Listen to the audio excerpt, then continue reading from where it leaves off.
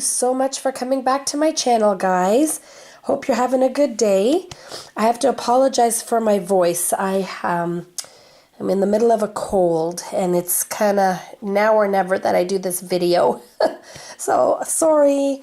I sound a little bit like Marge Simpson, but we'll get through this. So, I was hoping to be here today with a scrapbook haul, like I do every year at this time from Scrap Fest in Kitchener.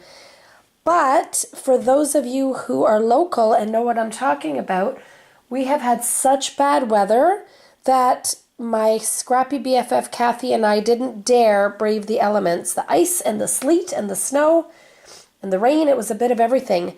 We didn't dare do the drive. It's about an hour and a half away. It would have probably taken us 3 hours each way. So we're sad. My wallet is happy because I usually come out of there with a few $100 worth of goodies, but that's okay. We didn't go. We're going to make a trip out to our store, to Scrapbook Friends, sometime this spring, and I'll bring you some new stuff from then. But for now, I just wanted to show you something that a bunch of people had asked about. And you're looking at this here because I've had so many questions about how I do my little journaling circles. So that's what I'm going to be doing today. I'm going to show you first of all what I'm talking about. Okay, so hold on a sec. When you look at my layouts, sorry about the glare, but when you look at my layouts, you are bound to see journaling in this format. I just love doing my journaling as semicircles. Here's more, just so you get an idea of what I'm talking about. Here we go. So my semicircles, another one on this page. I like them. I don't know if it's your thing, but I certainly love this. I also do square or rectangular ones as well. See, this one has nothing, but its counterpart does. I do square or rectangular ones as well, but at the risk of sounding like a broken record, I will say again that my layouts are linear, and sometimes adding something so rigid will make them appear a little too harsh to me. So that's why I like to break it up with these type of journaling spots. It just makes it all look better to me and gives it a certain flow. So there's some more. I mean, gosh, I do this all the time. I do it all the time and I love it. So there you go. Okay, I brought lots of examples. I think you get it. You don't need to see all that. There's another one. There's another one. So I'm going to quickly show you how it is that I create these cutie pies, and we'll show you all of the scrap papers that I use. I don't typically cut into an entire new 12 by 12 page to do these. Excuse me. I just get them from my scrap bin, and here it is. Let me show you that. So over the years, I've tried different ways of storing my scraps, my paper scraps, but this is the way that works best for me, so this is what I'm going to stick with. I have this basket here, quite a large basket, and inside of it, I have my scraps in these Ziploc bags sorted by color. There's my red, my yellows, browns, oranges, you know, black and gray, green, all these things. And there's scraps that could look like this, strips, or they can look like this. Doesn't matter. If it's not a full sheet, I don't like putting it in with my other papers unless there are two things I do. Unless there's enough of it to go into, for example, like this should be in my summer iris container. So I'm going to take that out. That should be my summer container. Otherwise, these miscellaneous ones just hang out here. Or, excuse me, what was the second reason? Oh, see, wait, this should go into my floral. I'm going to take those out. I got to rejig these, but the only reasons I have them in here is if they're just scraps that are kind of homeless. So here is what I do with my scraps. I have this little package here, and I've already gone ahead and cut circles out of salvageable sheets. So these are going to form the background basis of my journal, little journal circles. I get what I can. I get either a whole one or I get bits of them just to use them up. So these are all ready for me when I'm ready for them. And I'll show you how I cut them. So here, just a couple more examples. So there's a full sheet purple, but then here's a few little red ones.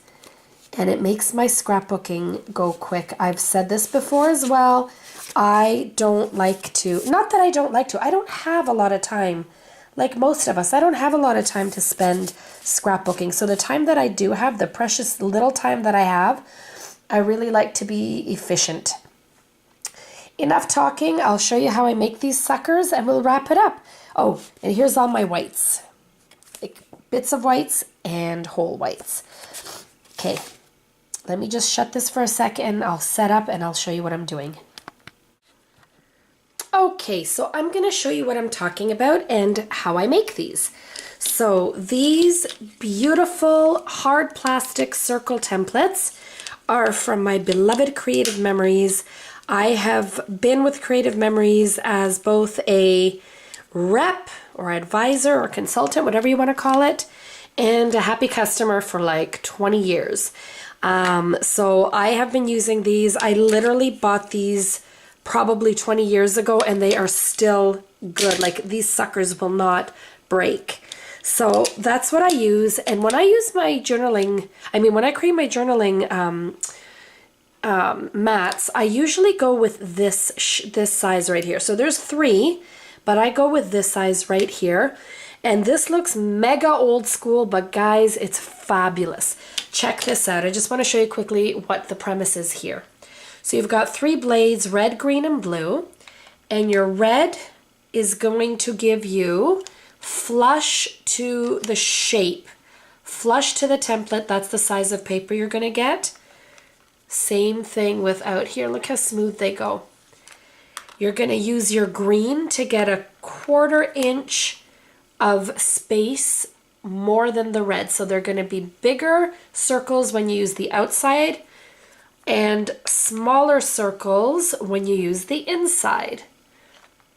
Same goes for the blue. The blue makes them a 1/2 inch further from the template, so they're the largest circles you'll get. When you put it on the inside perimeter, you will get the smallest circles you can get from that shape.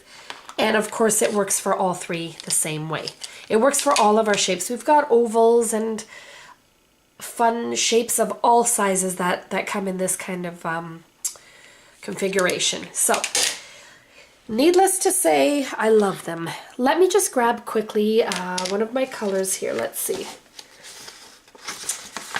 Why don't I do this really nice green here.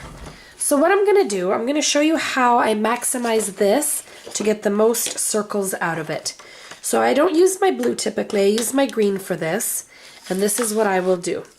I first check to see if it'll fit as a complete circle, and you know what? It just might on here. I have to be aware of the fact that there's space there that's really tight, but watch this. So I'm going to use that. You've got the mat underneath also, and you need that so you don't start cutting through with these sharp blades. So this one I have a feeling that I nicked the sides a little, which is not a big deal. I nicked the sides a little, but that's okay because I'll probably be cutting my journaling circle right there. I don't put them on like a solid piece. Pardon me. And I'm going to check here. There's plenty of space here to do another one. Well, a 1/2. And see how fast that is? And I believe I will have space here. There you go. I have literally made, I call that 4 journaling backgrounds. Because like I said, I cut the circle in 1/2. So that'll give me 4. This right here will cover 2 pages in a layout. So that's fabulous. I'm going to show you now with white paper how I make the part that I write on. So there's this. Let me go in. Now I'm going to go in with my red and I'll show you right here. So you line up the little feet so it's nice and smooth. You'll know if you're doing it wrong because your paper will not cut properly, and you will feel like you're jamming. Here we go. Check that out. So I've literally created this, and look at that. I have a 1/4 inch green border. Can you see that? Green border on there. I'm gonna slice it in half with my personal trimmer, and there you go. Done. That's it, guys. It's that easy. I'm gonna put my link below for you. I'm gonna go drink some water, maybe even lay down a little bit because I feel like blah. And if you have any questions, let me know, guys. I hope to be back soon with some more videos for you. Thanks so much for watching, and have a great day.